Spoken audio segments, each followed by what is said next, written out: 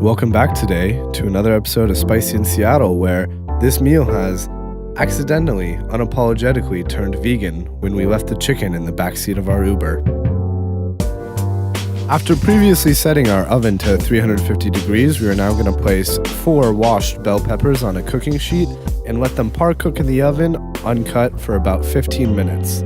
We are par cooking our bell peppers today so that they will be softer once we add the finished product and rebake them.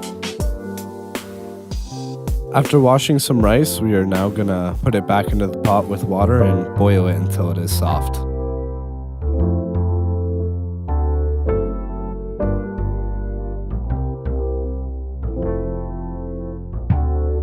And here from Spicy in Seattle crew today, we have a very helpful tip to stop your cutting board from sliding around on your station. Simply wet 2 paper towels and place them underneath the cutting board.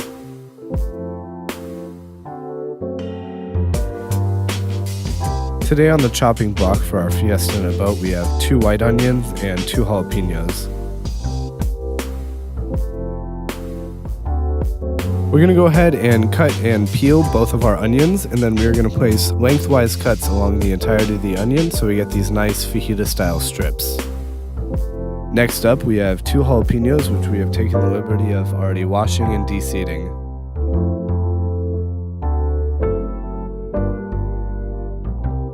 With our jalapenos, we want to go ahead and place about a medium dice on it. This is going to end up in a saute with the rest of our onion slices.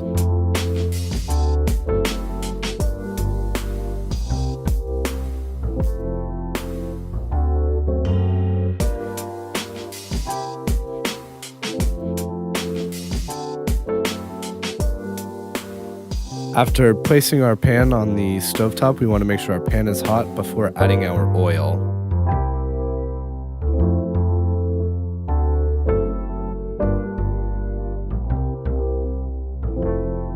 Hot pan, hot oil, veggies in. Sauté comes from the French word to jump, so before we start moving these around and letting them jump around our pan, we first want to let them sit and get a little bit of color on the backside of them.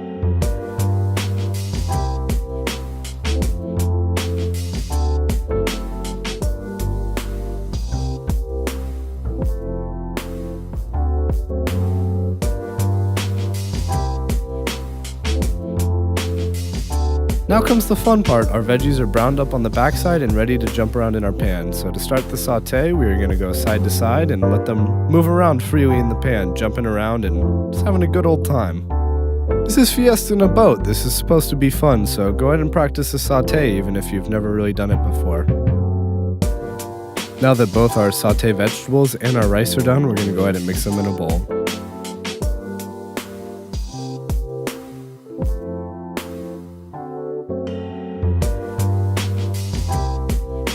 We are now adding a can of pinto beans, followed by a can of corn. Both of these have already been previously drained. Next, we're adding our spices. We're keeping it real simple today with a few turns of freshly cracked pepper. Next, we're going to follow it up with chili powder and of course some salt. When you're seasoning your dish, go ahead and taste it along the way to make sure you have the flavor profile that you're looking for. More salt, more spice, easily fixed by tasting it and readjusting the seasoning. As you can see here, we have all of our ingredients in the bowl and we're ready to start mixing it. When mixing this, make sure you give it a very thorough pass through because as I tended to notice, our sauteed vegetables wanted to stick to the bottom and not fully incorporate.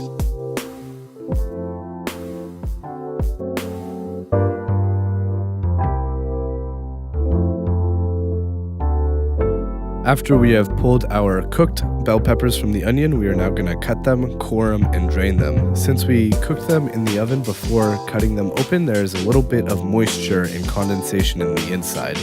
We want to go ahead and just dump those out in the sink.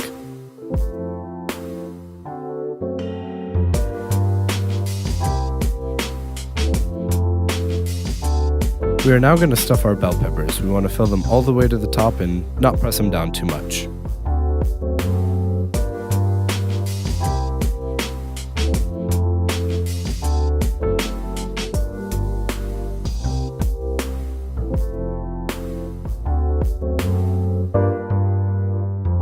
This is a good time to mention that for the amount of mixture we've made, it can realistically fill about 10 to 12 bell peppers. We only went with 4 bell peppers today because we wanted the leftovers. This is a really good dish to put with some eggs or even in a burrito. Now that our bell peppers are fully stuffed, we're going to go ahead and put them into a previously set 425-degree oven. We had some trouble with them knocking around, so we went ahead and took half sheets of aluminum foil, crumpled them up, and rolled them around the bottom. This really helped with the extra support.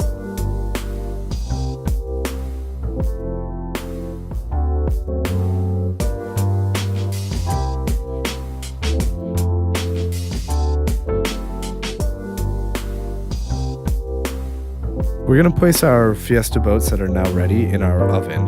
We're going to do this just to get some color on the outside. We're not looking for too much cooking, just nice color.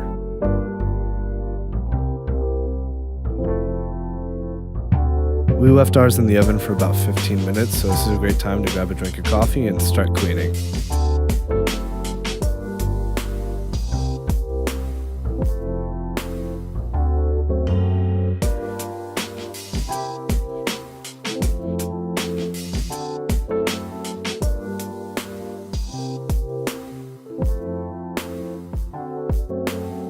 We are fortunate enough to be able to have access to the Sky Lounge at my co-producer and friend Sam's apartment. This is where we do all of our video recordings because they have a nice chef's kitchen at the top. This is a community area and we share it with whoever chooses to be up there.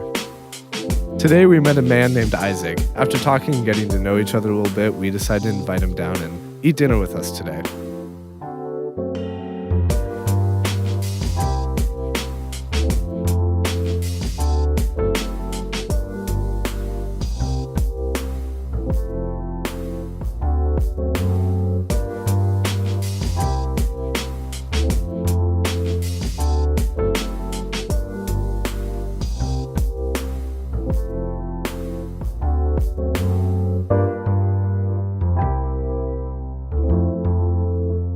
The meal turned out really well and I was very pleased with it. It was also very nice to meet Isaac today. It turns out that he is my co-producer Sam's next door neighbor. What an iconic coincidence.